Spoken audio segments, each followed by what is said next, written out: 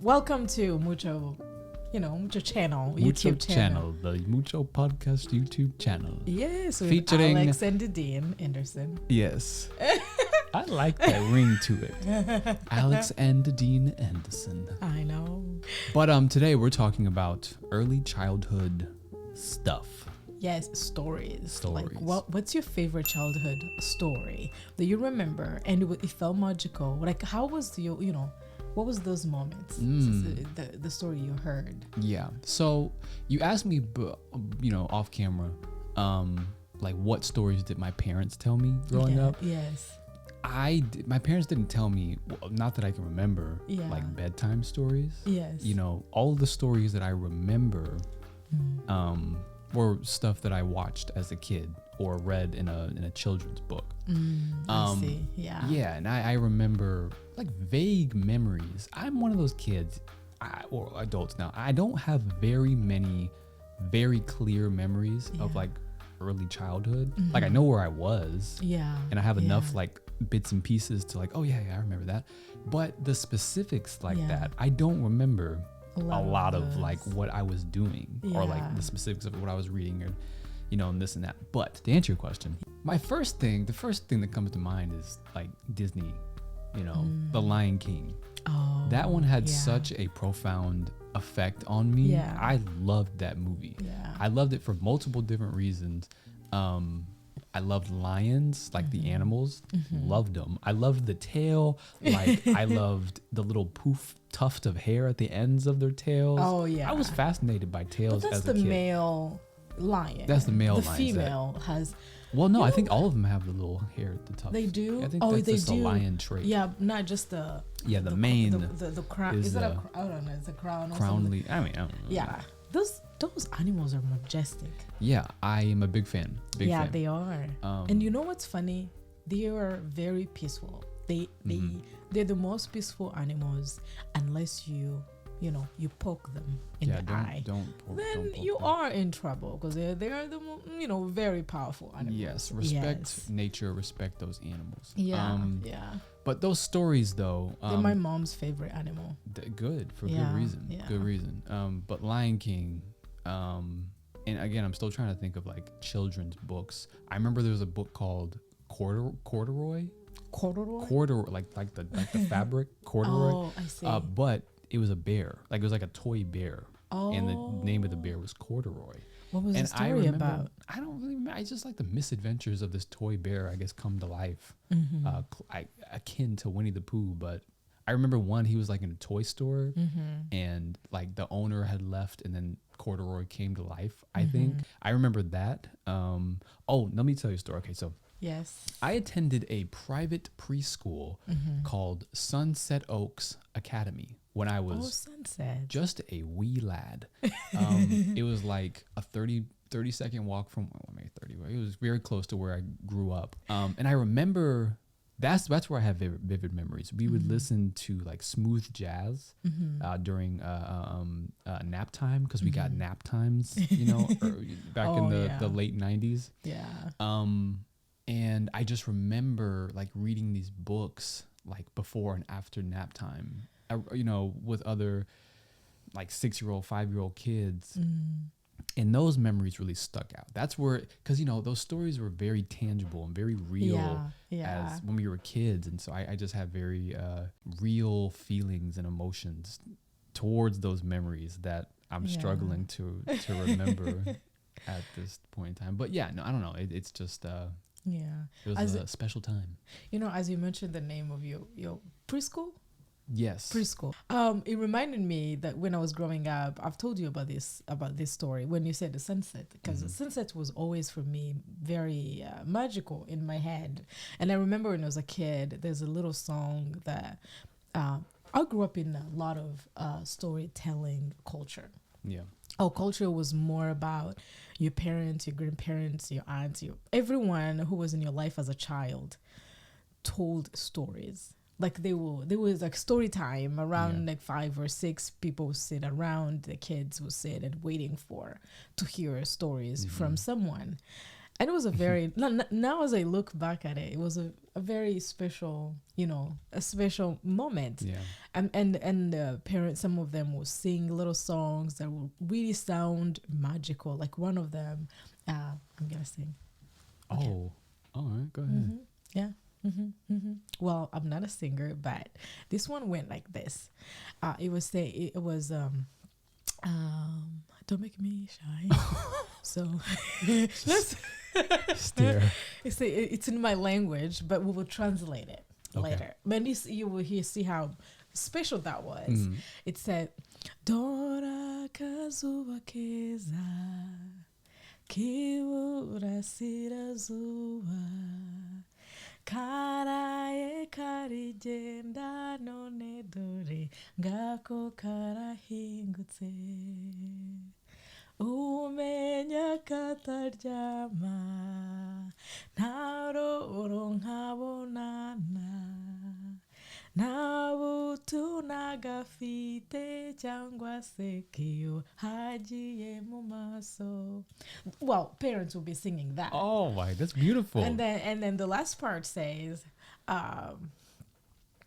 uwanyereka iziba iriba, sorry. Uwanyereka iriba kiyuhagiriramo nagenda nkarivoma maze nkaryiyuhagira hose.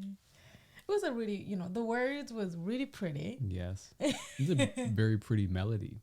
It was a very peaceful melody. And it's like when you're going to sleep and your mom or your dad just sings you that over and over and over until you fall asleep.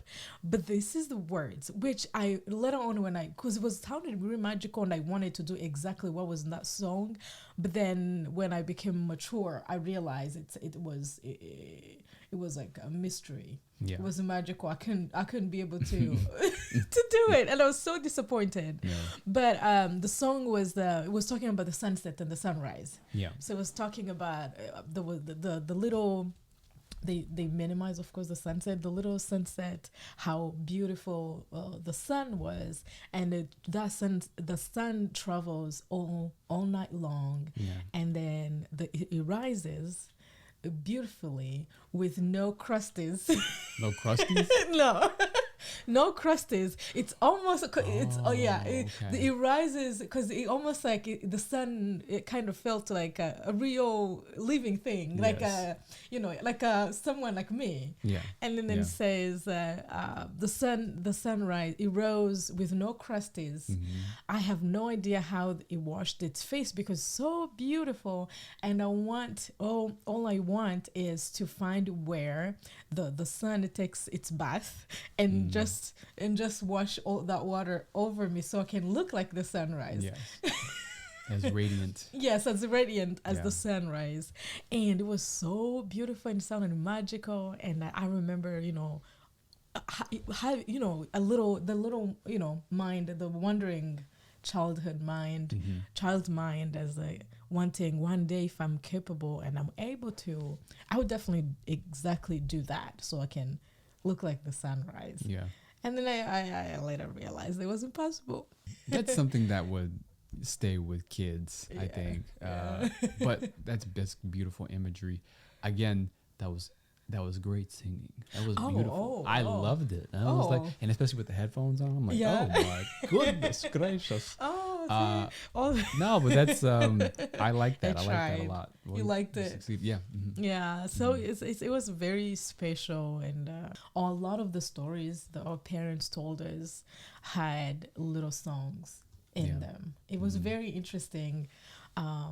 Because when I grew up, my grandparents didn't have TV, and we listen to theaters on the radio. Yeah. But even when we got TV, I remember after genocide, our parents weren't allowed to watch TV until like 4 p.m. for like 4 p.m. 4 p.m. for like 30 to 45 minutes. And That's good. That was it. That's smart. But of course, we're, sneaky kids. We'll find a way. You find it. Yeah. Yes. Yeah. But I wish such restrictions were given to me. It reminds me of sort of the lessons we learn as kids. Yeah. very like true, simple lessons that we then forget as we grow older. And it's not that these lessons are less important the older that we get. It's just that we are sort of driven to put other things, above those simple lessons, like being kind and the importance of cultivating a community and sharing love within that community. It becomes, the older we get, things become more individualized, and it's harder to break out of that cycle, especially when it's perpetuated through the media and these tablets, these phones that we have in front of our faces all the time. But these simple lessons that it's important to remember and carry with us through adulthood. Absolutely. So yeah, I mean, you're talking about making sure the kids understand the importance of that. The connection. And the connections. Yeah, the connection. That's, it's important, and it's a timeless thing, which is ironic to consider that, where we are at society, society wise. And, we don't create a lot of space for that these days. I know. That's true. We don't create that story time, that human connection. Because I know, for me, all the memories I have of my grandpa is the story time with him and the stories he told us. And most of the time, it was very interesting back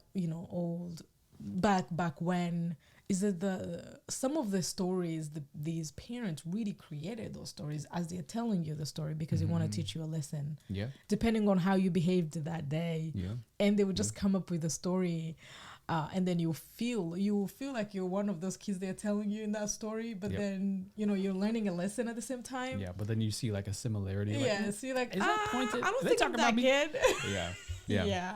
Also, hold on. This microphone is fine. I need to get a new mic stand.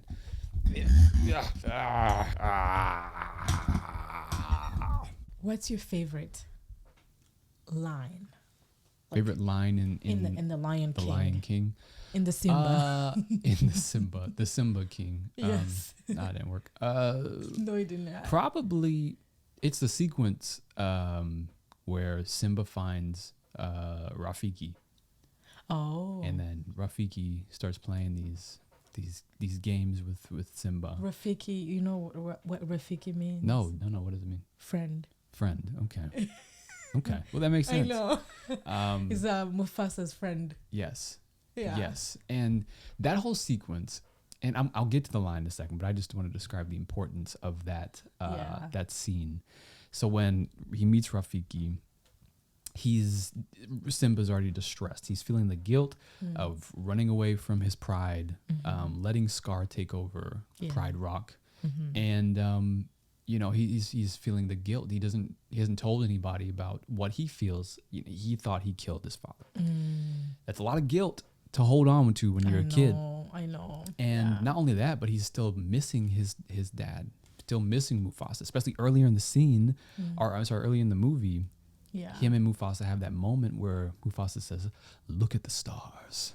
And then, oh my God, it still gives me goosebumps. I know. But then he tells him that, the great kings of the past look down upon us from those stars. And whenever you feel alone, those kings will always be there to guide you. And then he says, and so will I. I'm like, oh my gosh, that's like foreshadowing what's going to happen. But so he meets Rafiki. He's distressed. Rafiki tells him that your father's alive. I'm like, what? And he's like, I will show him to you. You follow Rafiki. He knows the way. Come on. And then, so good at it. Oh my God. I've seen this movie thousands of times. But and then the anticipation when he gets to that little pond area, Rafiki says, "Look down there." The anticipation within Simba. He's like, I don't know who this monkey is. He knows who I am. He knows who my father is. Maybe my father's alive. Monkey. Very, very smart. But then he looks in the pond, and then he's like, "Is my father down here?" And then he sees a reflection of himself. He's like, "Oh, that's not my father. It's just my reflection." And then Rafiki says, "No, look harder." And then the whole thing starts to, unfold. And then you start to hear Simba from the heavens. Yeah. And then my favorite line is, "Simba, you have forgotten me." And then Simba's like, "No, how could I?" And then he says, You have forgotten who you are, and so forgotten me. Look, okay, I heard this line when I was a wee lad, just Yes. so small. It didn't have such emotional weight at the time. Yeah. Outside of me imagining me losing my own father and then coming to that moment Yeah. in finding him again, I could imagine that. Yeah. And visually, of course, it was visceral when I was a kid. But as you get older, Yeah. that it has such importance of remembering who you are. He then goes to say, remember who you are.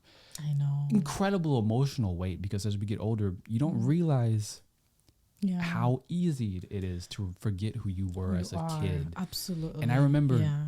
in my childhood, one of my memories, I remember being a kid. Mm. And I remember telling myself, I am never going to forget what it feels like to be a kid. Like, I remember thinking, like, I'm like, this is like, How did you know that that feeling was going to be the best feeling in the world? I mean, I didn't think it was the best feeling. It but is I the think best feeling. juxtaposing, I heard what it was like my Yeah. dad or my older Yeah. sibling, my brother.